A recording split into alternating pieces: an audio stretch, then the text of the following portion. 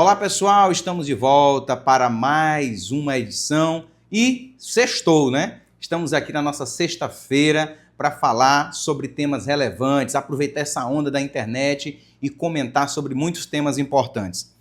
E antes de mais nada, nós queremos dizer que esta edição, este episódio, está sendo patrocinado pela maior rede de salas comerciais, que é o Edifício Torre Center. E agora nós temos uma novidade. Você que é de fora, você que é de outro estado e quer trazer o seu endereço para o estado do Maranhão, nós temos agora o produto novo chamado endereço fiscal. Quer saber mais sobre endereço fiscal? Entre em contato conosco, clique aqui nesse vídeo, fale no nosso canal do YouTube ou do Instagram e nós estaremos te dando mais informações, te conectando com a assessoria da Rede Torre Center. Se você quiser também salas por hora, por dia ou até mensal, privativa, nós também temos essa oportunidade para você. Quer sala de estudos? Nós também temos essa oportunidade para você. Entre em contato quanto antes e, sem mais delongas, nós queremos hoje apresentar uma figura do direito criminal. A figura do direito criminal é cara. Essa entrevista ela já começa num padrão altíssimo, então você não pode perder nenhum detalhe.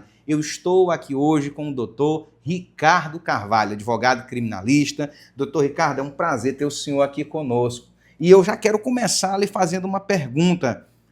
Quem é doutor Ricardo Carvalho para o senhor? Quem é essa pessoa? Frank, primeiramente quero agradecer o convite, tão esperado convite, que já tinha aí alguns dias programados. E quero dizer que é uma honra estar aqui participando. Obrigado. Tenho acompanhado os outros colegas, as figuras que têm vindo aqui, aprendido bastante também. E o Frank, para quem não sabe, a gente já tem aí uma amizade longa, desde a XTZ branca com azul. Exato, famosa. XTZ eu acho que já há uns 20 anos, 20 anos. E eu quero agradecer essa oportunidade. Falar do Ricardo Carvalho é muito fácil para mim. É uma pessoa muito batalhadora, uma pessoa muito dedicada e zelosa em tudo aquilo que faz, que se propõe a fazer, seja na vida pessoal, seja na vida profissional. E vim de uma origem muito humilde, Frank? Passei por dramas, como todo mundo tem seus dramas. Muito cedo perdi o meu pai e minha mãe criando aí 3 filhos. Não é fácil, né? Muitas famílias vão se identificar com isso que eu vou dizer, Com muito cedo, 9 anos de idade, comecei a ser praticamente aquele ditado que tinha, o homem da casa. Era minha mãe, minhas 2 irmãs e eu. Com 9 anos de idade já comecei a trabalhar e ter essa responsabilidade. E sempre fazendo as coisas certinhas, trabalhando, morando no interior do Maranhão, na cidade de Esperantinópolis. Para quem não sabe, eu sou de Imperatriz e caxiense de coração. Olha aí, eu não sabia. Naquelas indas e vindas de famílias humildes, de levar seus filhos, enviar seus netos, filhos para a cidade. Minha mãe me trouxe para a cidade de Caxias, para onde meus avós moravam, e passei a estudar aqui em Caxias na busca de uma condição, de uma qualidade de vida melhor. Como estava falando, desde cedo trabalhando na lavoura. Já trabalhou na roça? Na roça. Grande parte da minha vida foi também tirada ali a subsistência do coco babaçu.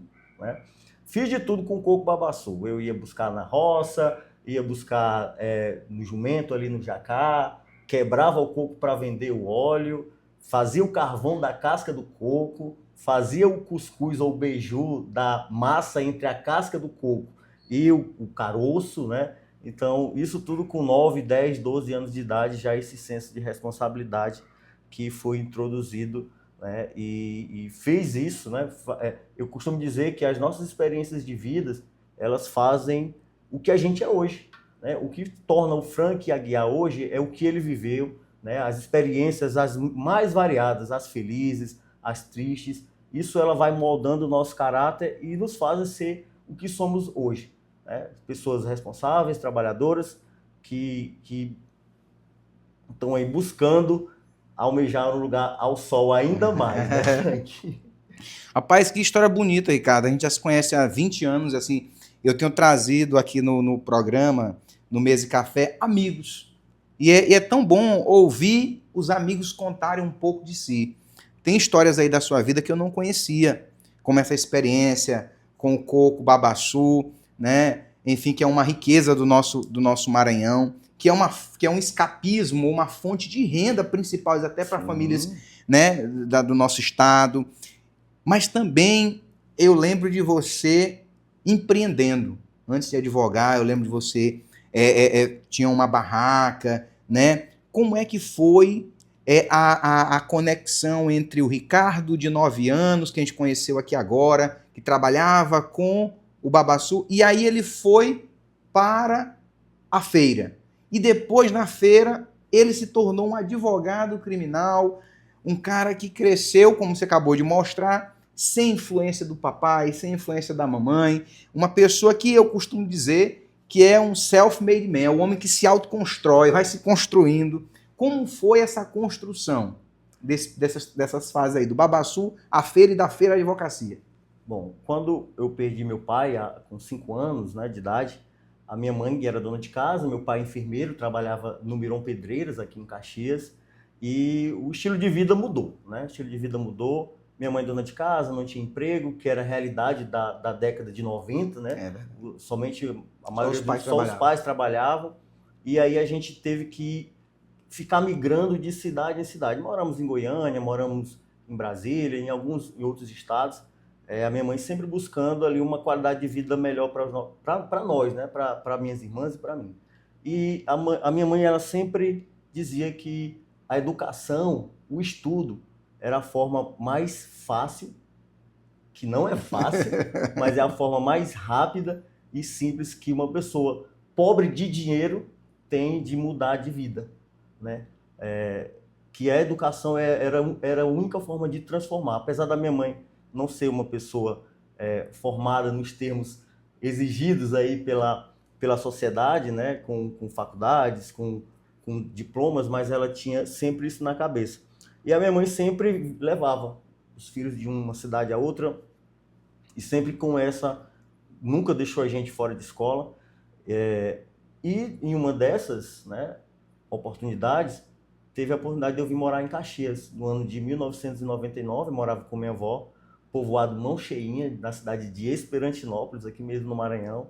Vim para cá para estudar e morar numa casa com 15 pessoas, né? Onde já tinham ali vários primos morando também nessa mesma situação. E comecei a vir para cá, né, muito jovem, ali meus 14 anos, e comecei a vender picolé aqui em Caxias, né? Comecei a vender picolé aqui em Caxias, comecei a trabalhar de engraxate e trabalhar de várias coisas e comecei a trabalhar em uma banca no centro da cidade, né, no Calçadão Afonso Cunha, que é a principal rua do comércio aqui de Caxias. E lá conheci várias pessoas, né, casei e comecei a ter o meu próprio negócio mesmo informal. Camelô, né? Camelô. E eu sempre, Frank, essa transição, nunca essa informação da minha mãe, essas palavras de que a educação era a única forma mais fácil de a pessoa pobre de dinheiro, né, ter uma ascensão social, mudar de vida, isso nunca saía da minha mente. E nos momentos que eu trabalhava ali no centro, nunca deixei de estudar. Quase terminei o curso de licenciaturas em Histórias na UEMA, mas não me via em sala de aula, né? Então, essa transição se partia da seguinte situação. Eu via pessoas trabalhando ali na informalidade há 30 anos, 40 anos, e dizia ali para mim, olha, Ricardo, eu estou aqui há 30 anos, desde a época do político tal, desde a época disso, e eu não queria aquilo para mim, eu dizia, eu não quero isso para mim, eu não quero isso para mim, eu tenho que fazer alguma coisa para mudar. Desgostoso do curso, né? Estava desmotivado do curso de História, resolvi trabalhar em uma empresa, comecei a trabalhar em uma empresa na qual ela focava muito nessa questão financeira mesmo, né? Financeira mesmo, te levava muito para cima, empresas de marketing multinível, e conheci uma pessoa que estava muito bem, começou a estudar o curso de Direito, e essa pessoa, né, acabou me influenciando. Na verdade, eu nunca pensei na minha vida em ser advogado. Nunca pensei em estar atuando como um advogado, porque as condições financeiras, né, eram um mundo muito distante. A gente sempre tinha aquela aquele estigma de que alguns cursos não são para determinados tipos de graus sociais. E eu não me enquadrava nesse curso de direito, nem de medicina, nem de outros cursos que a gente tinha esse estigma, a sociedade tinha. E aí, né, consegui, através de um programa social, adentrar a universidade e assim, e trabalhando dia a dia ali no calçadão, né? O Frank costumava passar lá, comprava coisas na minha mão, nunca que eu imaginei que eu estaria, né, trabalhando juntamente com ele, no sentido de dizer que somos colegas de profissão, né? Hoje eu sou inquilino seu há muito tempo, e essas histórias, né, você sempre passava ali, sempre parava ali, a gente conversava um pouco. Tem até uma foto minha no Instagram que o fotógrafo caxiense David, né, ele postou nas redes sociais dele, e eu lá, aquele período ali, eu estava trabalhando, fazendo chuva, sol, e eu ali com o Vadmecum, estudando, já me dedicando, me preparando. E quando apareceu a oportunidade, né, aí eu concluí o curso de Direito, fiz a OAB, não passei de primeira, né, nem precisa essa informação, mas eu não passei de primeira, mas na segunda vez que eu fiz eu passei. E logo que eu recebi a carteira, o meu negócio, né, como eu trabalhava desde pequeno, tinha esse entendimento com o público, né, eu não tenho essa dificuldade em vender alguma coisa. É um vendedor. Desde pequeno um vendedor nato, trabalhando desde pequeno, conversando, entendendo o mundo do empreendedorismo, e eu acho que isso trouxe uma certa facilidade para eu entrar no mundo da advocacia. É curioso que quando tem aquela tradicional entrevista de sala de aula, você é professor, eu não sei se você ainda faz, mas o que você quer ser? O que você quer ser? Eu lembro que eu fui um dos poucos colegas de classe que disse, eu quero ser advogado, né? A maioria diziam, eu quero concurso público, né? Eu quero fazer para adquirir conhecimento. Eu fui firme, né? E eu quero ser advogado, eu quero advogar, é isso que eu quero. Uma das perguntas que eu ia te fazer aqui, você já respondeu muito bem, que é exatamente isso. Essa questão de que eu acredito que pessoas como você, pessoas como o Rafael, que já veio aqui, Rafael Araújo, que vendia também, era vendedor. Hoje eu tenho apostado muito nas vendas.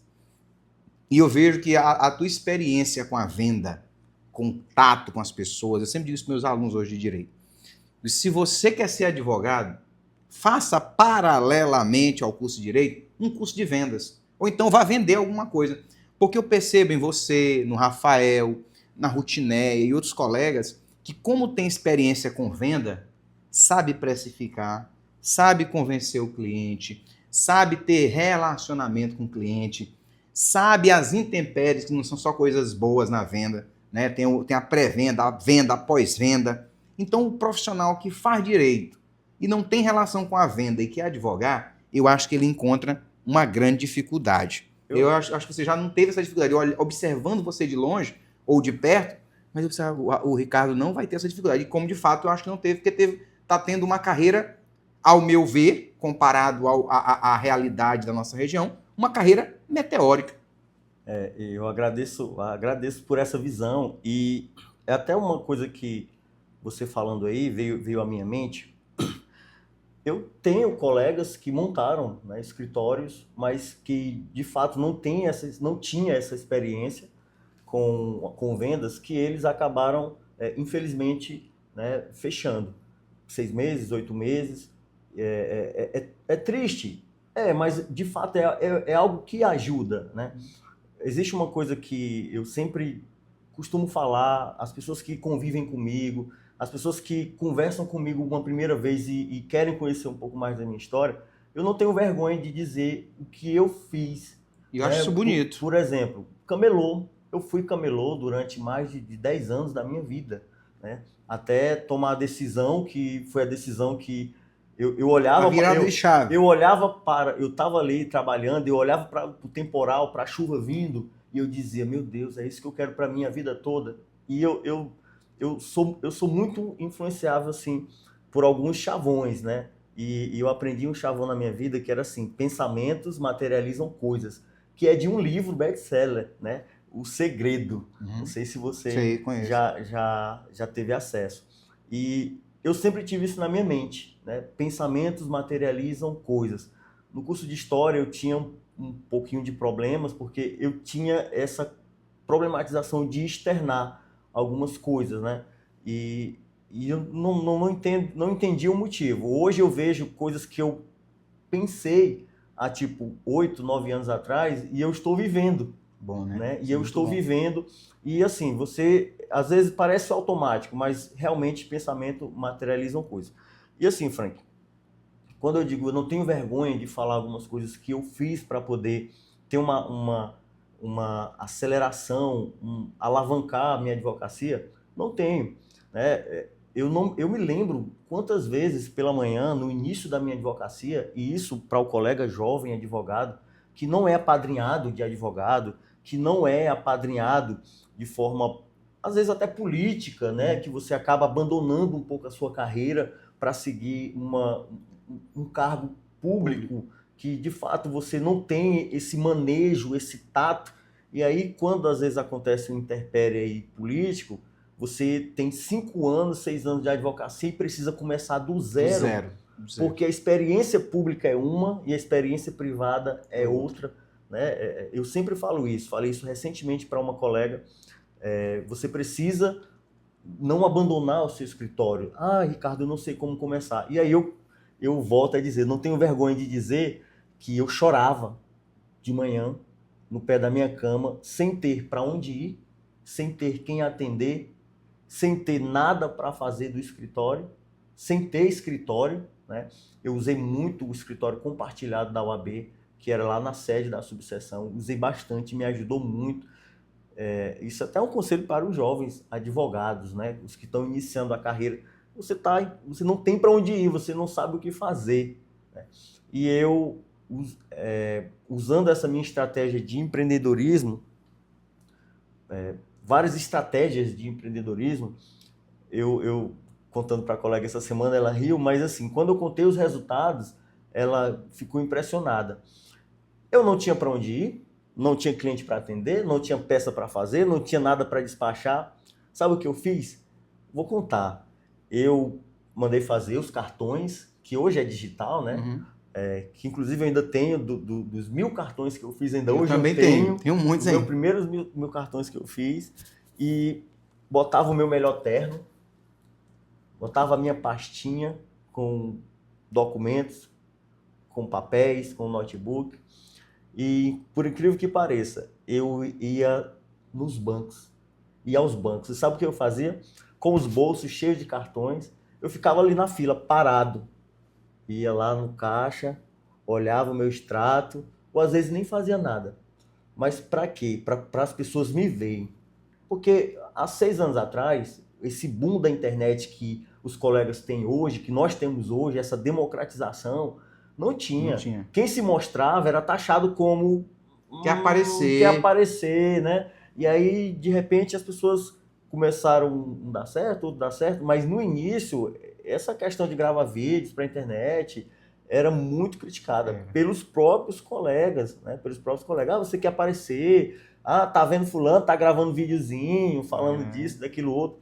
Então, assim, era um estigma não só meu, de toda a sociedade jurídica. Um outro que aparecia era taxado dessa forma. E eu pegava os cartões, ia ali no Banco do Brasil, lá pro fim da fila. Aí, toda hora alguém, doutor, vi que você postou no seu Instagram que você passou, me deu seu cartão, se eu precisar. Pã, e saía. Eu não oferecia, porque eu estaria até cometendo uma infração ética. Mas as pessoas chegavam até mim, pegavam o cartão. Viam você, me viam, tocavam no assunto. Ou parabéns, você passou, sua história é linda, tu tá, né, cara, né? Isso era um prazer muito grande, né? Poxa, o camelô que agora virou advogado, ia lá, falava comigo, me cumprimentava, tá aqui o meu cartão, me dá. E eu saía do Banco do Brasil, ia pro Bradesco, ia para outra instituição bancária, né? E assim acontecendo. Com 3, 4 meses, foi aquele boom. Ah, doutor, peguei seu cartão no banco tal, nem sabia quem era.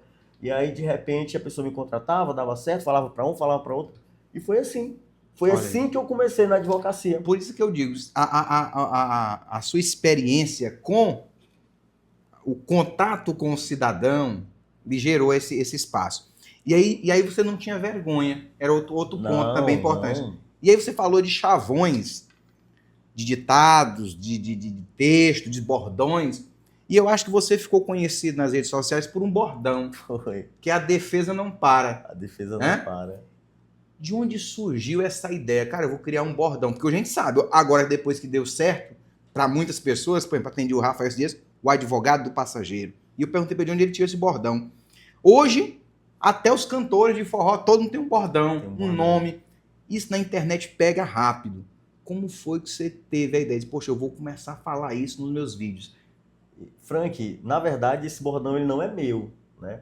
Na época da pandemia, onde todo mundo, né, ficava enclausulado, assistindo às lives, e um dia, assistindo uma das lives, um dos colegas falaram, né? Terminou ali a live, aquela explosão de exaustão, de alegria, de conhecimento. Aí um colega, né, vamos fazer uma foto, ele falou, a defesa não para, né? E aí eu disse, poxa, eu vou usar.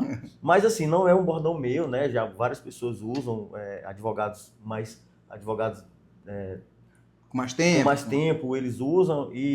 Mas aqui no município, né? Aqui no município de Caxias, e onde a gente anda, eu tô ali praticando um esporte e a pessoa Dá um grito. Dá um grito, a defesa não para, né? E aí assim a gente vai indo, né? A gente sempre usa a hashtagzinha e algumas informações que isso remetem, né? Remetem a nossa pessoa, né? E a gente fica feliz, né? Porque de uma certa forma nos torna visíveis, né? Visíveis. O bom do bordão é isso, porque você acaba entrando na mente da pessoa. O bordão para um profissional é muito semelhante a um pedaço de uma canção para um cantor, né? Você referencia aquela pessoa, lembra daquela pessoa. E aí, diante disso, como você é advogado criminalista, eu lhe pergunto, você já sofreu algum preconceito? Alguém já tentou lhe humilhar, lhe constranger, usando a seguinte frase? O Ricardo, em vez de chamar de criminalista, Ricardo é um advogado porta de cadeia. Como é que você reagiria ou já reagiu? Ou como você vê essa terminologia? É ofensiva para você? Ele já lhe ofendeu? Não ofende mais? Como é que é isso? Frank, até estava falando, né, mais cedo. Hoje eu não me importo se alguém chamar, né? Não me importo. Como diz o colega, né? Pode me chamar de advogado porta de cadeia. Eu tô ali com o meu Corolla estacionado. Tá bom, né? Tá bom demais, né? Então, assim, eu não vejo problema quanto a isso. Mas, de verdade, a história da advocacia criminal mostra que esse tipo de fala é uma fala para tentar mesmo menosprezar, diminuir o advogado que tá ali, né, trabalhando. Né? Eu nunca vi na minha vida um colega que está ali na delegacia porque não tem o que fazer. Né? E converso com vários colegas de outros estados, né? Onde tem mesmo centrais de flagrantes estabilizadas, e isso não existe. Né? Mas é uma forma pejorativa que algumas pessoas da sociedade implementaram para dizer que aquele advogado que não tem clientes, ele está ali atacando, assediando qualquer pessoa que passa na porta da delegacia, que entra ali, que está sendo preso. Hoje, o advogado criminalista mesmo, ele não se importa com isso, não. Mas sim, é uma forma pejorativa. Eu nunca sofri, né? E se acontecer, eu tenho uma resposta na ponta da língua, isso não me ofende. Pelo contrário, toda vez que alguém me vê ali na delegacia, pode ter certeza que eu estou faturando, pagando dinheiro, eu estou faturando, né? E como o doutor Frank disse, não é barato, né? Inclusive, Frank, eu queria aproveitar... E é logo, né? E é logo, e é antes, né? Não é depois, não é antes. Tu falaste da experiência de venda agora há pouco, eu acho que isso é importante, porque assim, algumas pessoas que eu troco experiência, assim como você, né? A gente faz muito network, a gente quer saber, a gente quer ver como que faz, a gente quer aprender, a gente acaba ensinando para alguém também, mesmo que às vezes sem a intenção de ensinar. Eu estou dizendo para você ir ao banco, não, porque hoje tem outras formas, né, de você alavancar a sua carreira e iniciar a sua carreira. Mas uma grande dificuldade, né, até para os novos colegas, que eu não encontrei, não encontro, é a questão de preço e valor, né? Você falou agora há pouco, tu tem uma facilidade devido do empreendedorismo, né? Eu não encontrei essa dificuldade. E é uma coisa que eu vejo vários colegas passando, reclamando. né? Não sabem diferenciar o preço do valor, né? Isso é muito importante e isso é aprendido, né? Isso é aprendido. Tem pessoas que adquirem ao longo do tempo, como eu aprendi ao longo do tempo. Mas isso sim é adquirido. Você consegue aprender a fazer isso, né? Várias coisas na vida da gente, a gente aprende durante a vida, outras você pode aprender com um curso, né? É aquela história que o esforço, né, ele vence o talento. E você pode aprender, né, a precificar, a dar valor ao seu serviço, que é uma grande dificuldade que nós, advogados, né, é outro assunto, para outra pauta, mas que eu acho que não tem nenhum problema a gente tocar nesse tema, né, que é uma outra dificuldade que os advogados encontram, né? Não é só aqui, é um problema nacional, né? A precificação, que é o famoso aviltamento de honorários, né?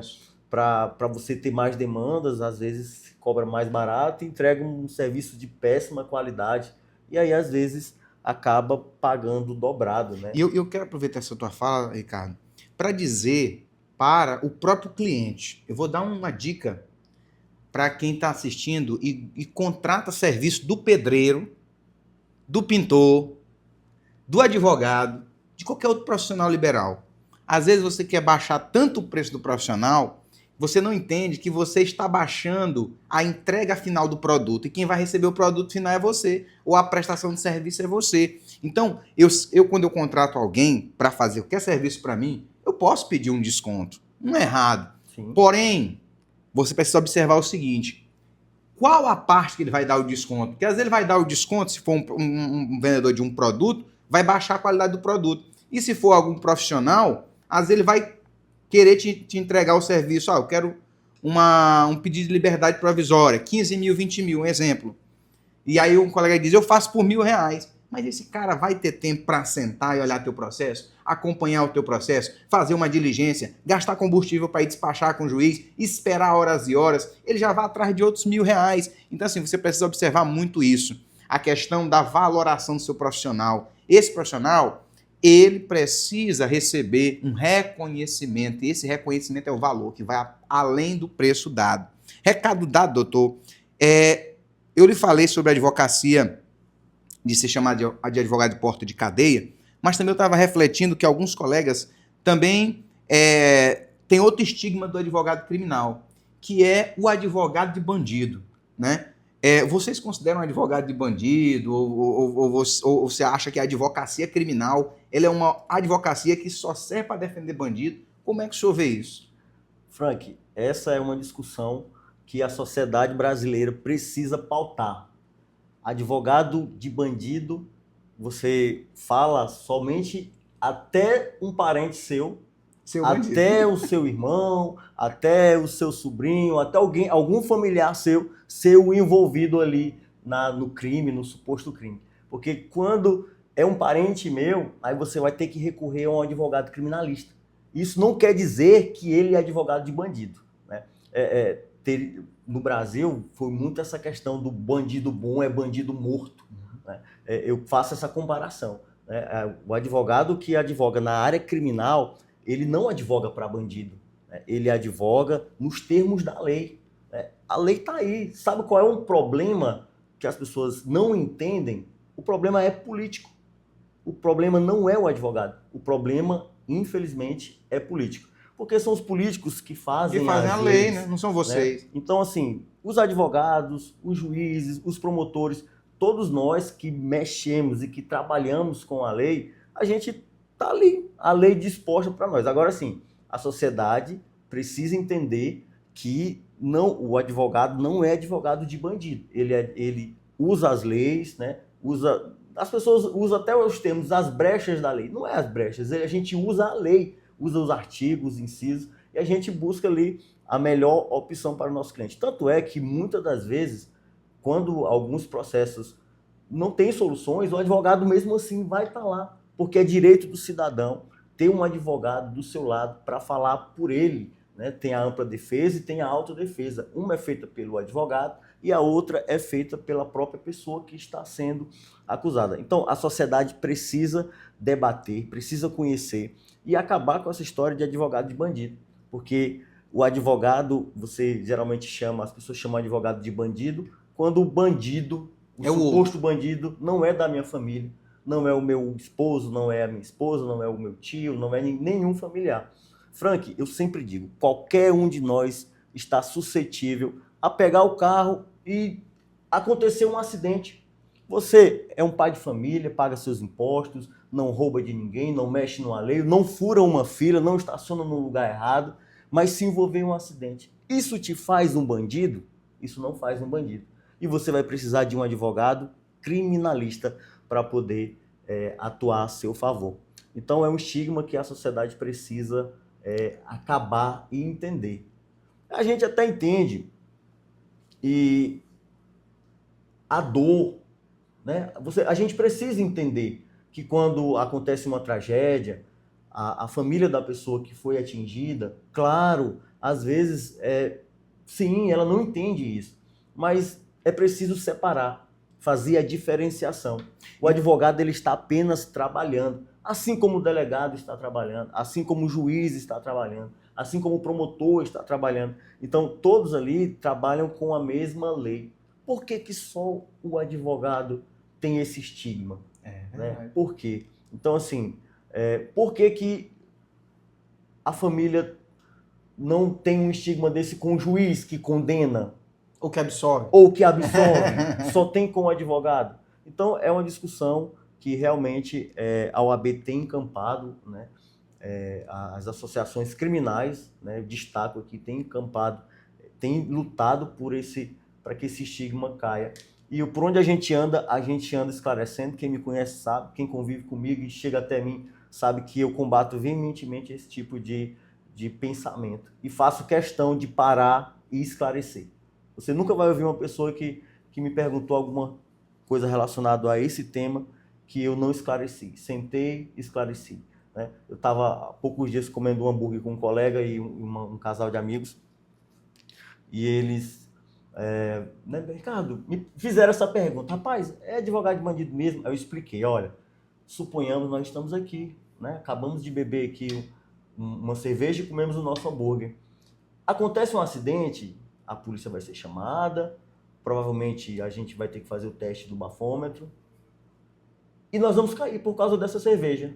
Nós vamos estar cometendo um crime se nós estivermos, o acidente ter sido acontecido e nós estivermos na direção do veículo. Isso te faz um criminoso? Não, não te faz. Né? Um criminoso, uma pessoa ruim, né? Um bandido. Semelhante a um estuprador. Semelhante a um estuprador, a um homicida. Isso não te faz. Né? Você se envolveu no acidente e que, legalmente, se você estiver dirigindo, né, sob efeito de álcool, ou mesmo que não esteja embriagado, mas pelos termos da lei, se ultrapassar os milímetros exigidos, você está, sim, cometendo um crime. E, Ricardo, deixa eu pegar um ponto aqui, a gente falou do estuprador.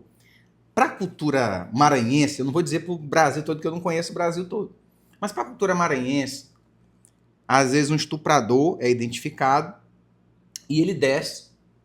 A gente utiliza o termo desce, pessoal, quer dizer que ele vai preso para algum local, ele desce para algum local. Ele vai para as Pedrinhas ou vai para outro lugar. Quando ele vai preso para um lugar desse, eu vejo cidadãos de bem, assim, pois eu quero que aconteça no presídio a mesma coisa. Eu quero que ele estuprou a criancinha, estuprou o idoso. Eu quero que lá no sistema prisional façam o mesmo com ele. Eu quero que ele seja estuprado também. Para o direito, como é que o direito vê? O direito considera isso legal na perspectiva criminalista? Ou como é que você vê isso?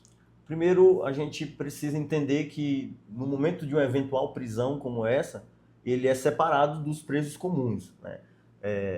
Estupradores, celas separadas, homicidas, né? Pessoas que devem pensão alimentícia que estão presas em cela separada, faccionados, né? Todos separados. Então, assim, essa pessoa, ela não lembra que talvez ele pode ser inocente, né? Que ele pode ser inocente.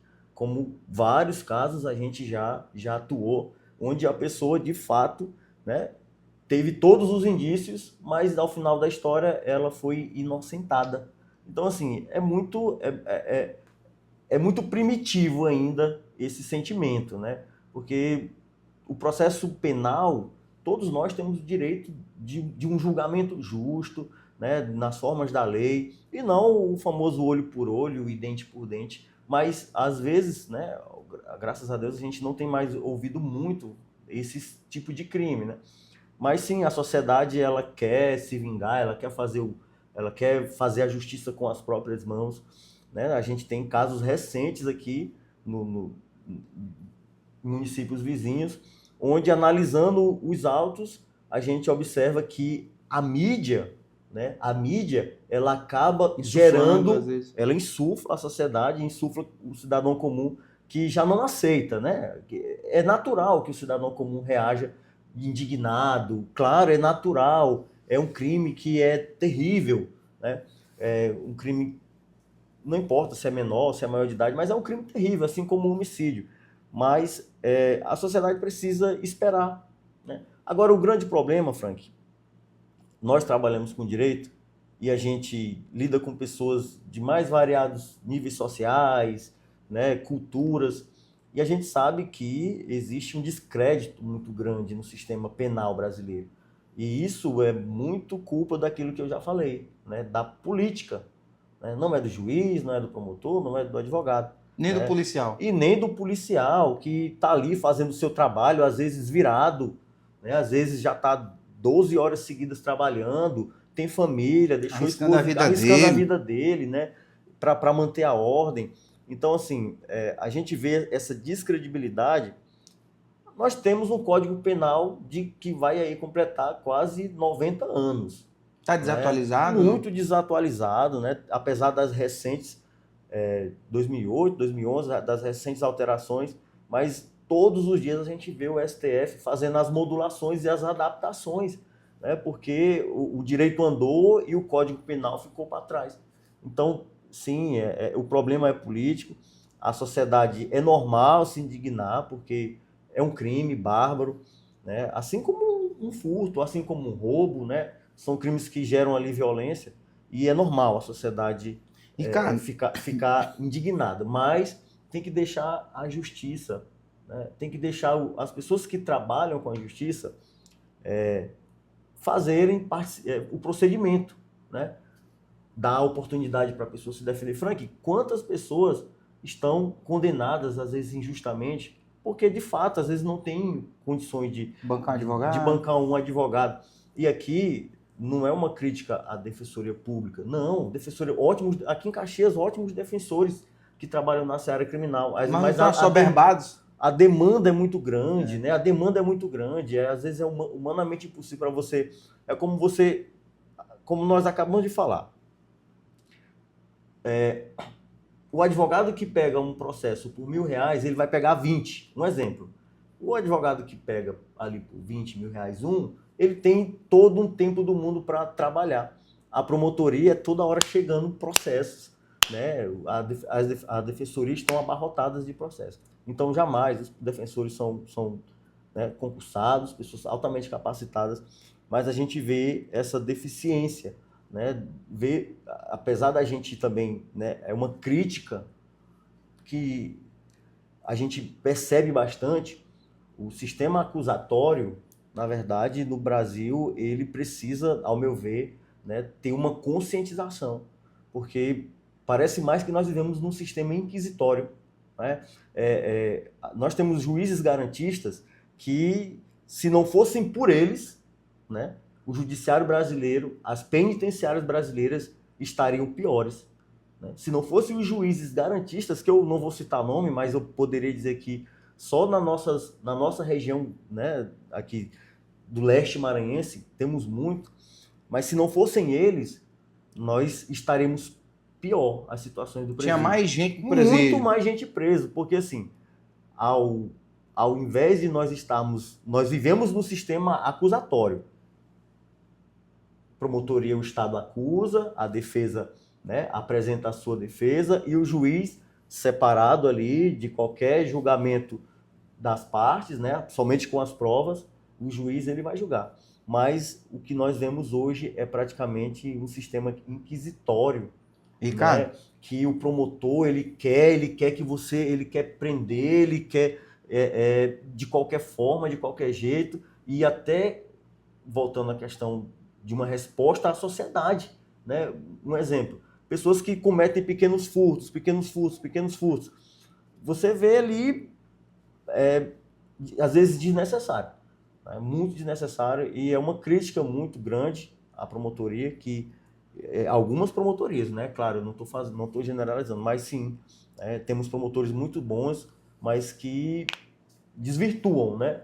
Você percebe que parece que é um sistema inquisitório, que você só quer prender, que só quer prender, que só quer prender, e não é tem que ter esse assim. cuidado com a ressocialização também. Agora eu lhe pergunto, você que já tem aí um tempo na advocacia criminal, você já refletiu na seguinte pergunta: como que a sociedade brasileira reduz a criminalidade? Já chegou a alguma resposta? Ainda está pensando sobre isso? Como é que tu vê? Porque eu acho que a Frank, pergunta das pessoas que estão assistindo, da maioria, tá, mas como é que a gente acaba com o crime? Porque na percepção das pessoas, e eu acho que também na minha, nós estamos vendo os crimes aumentarem, escalarem. Tô errado, tô certo, como é que você Frank, vê isso? existem várias linhas, né, de pensamentos e estudos. Primeiro, tem a linha que defende a educação, tem a linha que defende construção de presídios, né? Eu sou da linha que defende a mudança na lei, né? A mudança e a aplicação da lei. Porque, assim, esse sentimento de indignação de que uma pessoa supostamente foi pega cometendo um estupro, ela já deve ser estuprada, é porque a sociedade vê que a impunidade Tá está grande. muito grande, né? E assim, Ricardo, é contrassenso ao que tu acabou de falar com relação a juízes garantistas. Não é contrassenso, porque uma coisa é garantir o processo legal, você ser condenado e você ter que pagar uma sentença que você foi condenado. Outra coisa é, ao arrepio da lei, você tomar decisões exageradas, né? Ao meu ver, que, nós temos aqui um caso muito, acho que pode falar, né? Um caso muito dramático de uma pessoa que, por exemplo, é indignante uma pessoa que tem uma condenação comprovada, beleza, não transitou em julgada, mas para a sociedade, para qualquer cidadão de bem comum, é indignante uma pessoa que assassinou outra a sangue frio, com 3 tiros na cabeça, está em liberdade, sendo que ela já tem uma condenação, né, em primeira e segunda instância. Beleza, os advogados recorreram, é o nosso trabalho, né? Mas essa pessoa está em liberdade e comete um novo assassinato. Então, assim, por que a sociedade se revolta? Porque, de fato, a política não mudou a lei, que poderia, se tivesse mudado, se tivéssemos feito escolhas melhores, essas pessoas poderiam em Brasília mudar a lei e permitir que essa pessoa, que já tem um homicídio comprovado, embora esteja em grau de recurso, né, Já fosse retirada já da fosse sociedade. retirada da sociedade, né? Não é só construir presídio, né? Claro, é investir em educação, mas também precisa ter essa conscientização, porque o Código Penal, quem vai mudar são os parlamentares. Não é advogado. Não sou eu advogado, não é o juiz, não é o prefeito, né? São os parlamentares. E é uma pauta que, toda vez que é tocada, é uma pauta muito sensível, né? Porque a gente vive num momento, principalmente dos últimos 10 anos para cá, que a polarização política, se você se pronuncia a favor disso, você já é contra aquilo, que eu entendo que não é assim, né? O mundo não é assim, 2, 0, 1, né? Não, então o recado que eu sempre digo, né, é indignante, mas a gente tem que melhorar as nossas escolhas políticas, porque são os parlamentares, são os políticos que vão mudar as leis, que vai acabar, sim, pode sim acabar com a impunidade, mas precisa vir lá de cima, né? O problema não é jurídico, o problema é político, ao meu ver. Então, só construir presídios não é uma solução viável. Eu parto desse pressuposto, né? A nossa escolha nas urnas, ela vai fazer uma diferença se eu sofrer um acidente, né? Porque o que vai regular o meu direito ali naquele acidente é o que foi votado pelos parlamentares. né? Se tratando, claro, aqui da matéria, claro, de uma forma geral, mas eu estou sendo bem específico na situação criminal.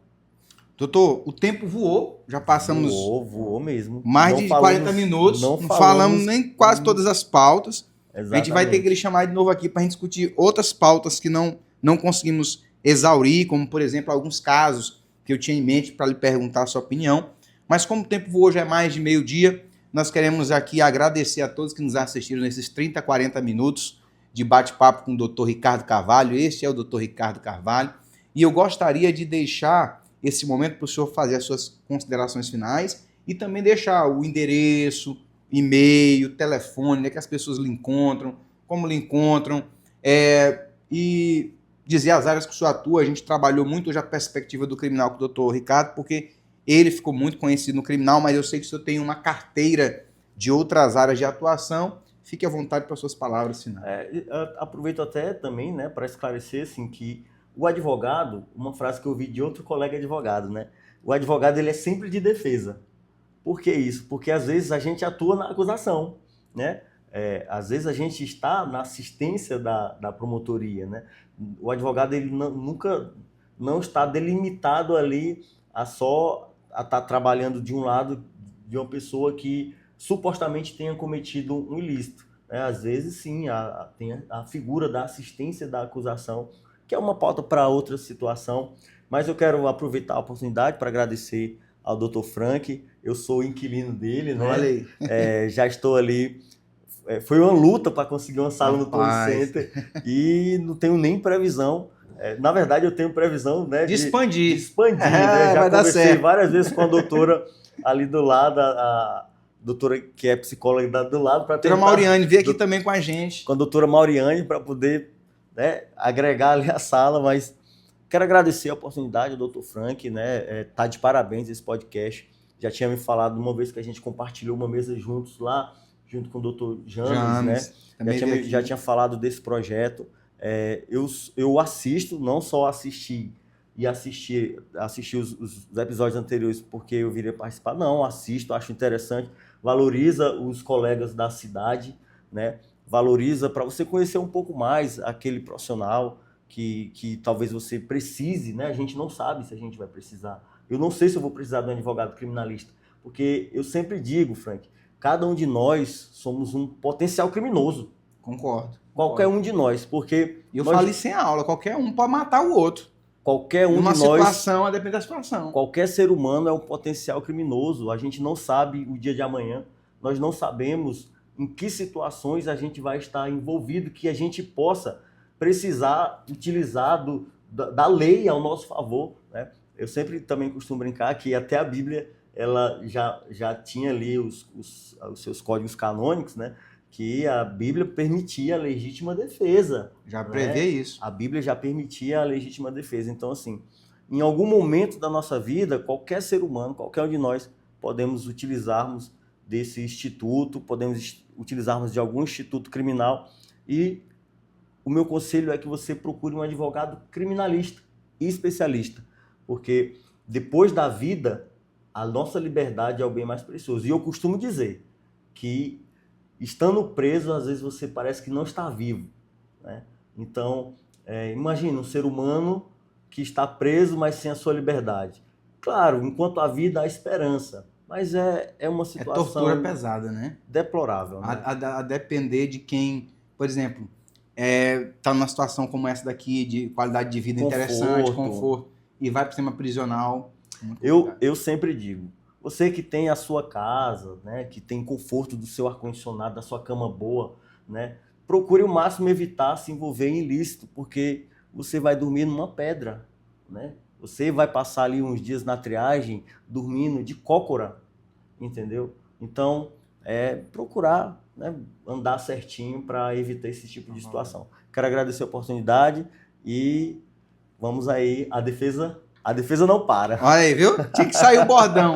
Meu doutor, foi muito bom conversar com você. Eu agradeço. Fico extremamente honrado. Quero já renovar aqui para um outro momento, quando o pessoal tem pedido muito para o criminalista, que é o senhor, vir aqui para tratar de temas, de casos, quando aparecer um outro caso aí, a pessoa precisa muito de esclarecimento e a gente vai lhe convocar de novo. Sei que a sua agenda é corrida, antes ele estava fazendo aqui uma audiência de custódia, a gente ter começado a gravação do programa. É isso, a defesa não para. Muito obrigado, agradeço a todos vocês pela audiência. Compartilhe esse vídeo com o máximo de pessoas. Siga o nosso Instagram, que se chama Mesa e Café Podcast. Siga o nosso canal do YouTube. Nós queremos bater 1000 seguidores essa semana. Nos ajude, se inscreva o máximo possível, se inscreva logo, o quanto antes. Te agradecemos, até o nosso próximo encontro. Boa sexta-feira e tchau, tchau. Eu não deixei o meu Instagram, né? Deixa o Instagram. Advogado.ricardo Carvalho. Pronto. Mas fisicamente estamos lá no Torre Center, Praça Magalhães de Almeida, 865. 865 Centro. Pronto. Um abraço. Um abraço. Tchau, tchau.